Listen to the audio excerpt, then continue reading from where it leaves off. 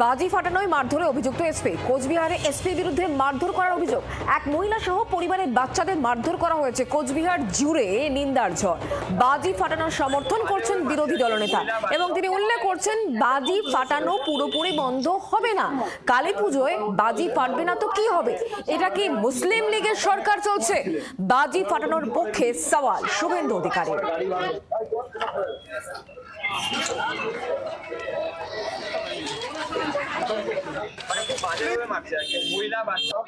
প্রত্যেকটা মাইনর বাচ্চাকে পেটানো হয়েছে, লেডিজদের মহিলাদের মারা হয়েছে।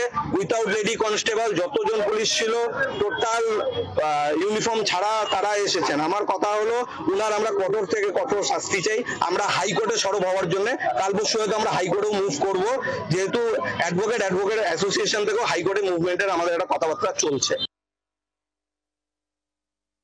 হিন্দুরা কালী পূজায় বাজি ফাটাবে না, আলো জ্বালাবে না, প্রদীপ জ্বালাবে না, কি করবে? জাঙ্গিয়া পরে এসপি বেরিয়ে তার বাড়ির সামনে হচ্ছে বলে পিটাবে মদ্যপ? এটা কি মুসলিম লীগের সরকার নাকি পশ্চিমবঙ্গে? সুপ্রিম কোর্ট পর্যন্ত এবারে অ্যালাউ করেছে দিল্লির মুখ্যমন্ত্রী রেখা গুপ্তার প্রচেষ্টাতে। নির্দিষ্ট নিয়ম মেনে বাজি ফাটাবে 8টা থেকে 10টা, একটা টাইম করে দিয়েছে।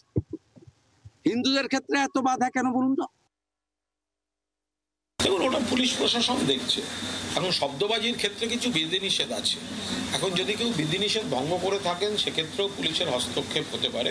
কিন্তু কোচবিহারের স্পেসিফিক ঘটনাটা কি হয়েছে, কেন হয়েছে, এটা সকলের নজরে এসছে, তারা দেখছে। কোচবিহারে এই আতশবাজি কাণ্ডে ধৃত 10 জামিন আদালতের 5 জনের 2 দিনের পুলিশ হেফাজত হয়েছে এবং 2 জনের 2 দিনের জেল হেফাজত হয়েছে বলে খবর পাওয়া যাচ্ছে। কোচবিহারের যে আতশবাজি কাণ্ড তাতে পুলিশের ধরপাকড় এবং তাতেই পুলিশের তরফ থেকে আদালতে তোলা হয়েছিল অভিযুক্তদের।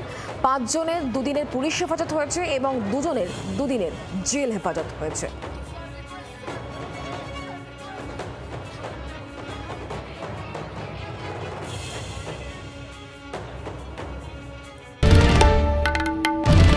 বাংলার আওয়াজ, বাঙালির আবেগ, জি 24 ঘন্টা।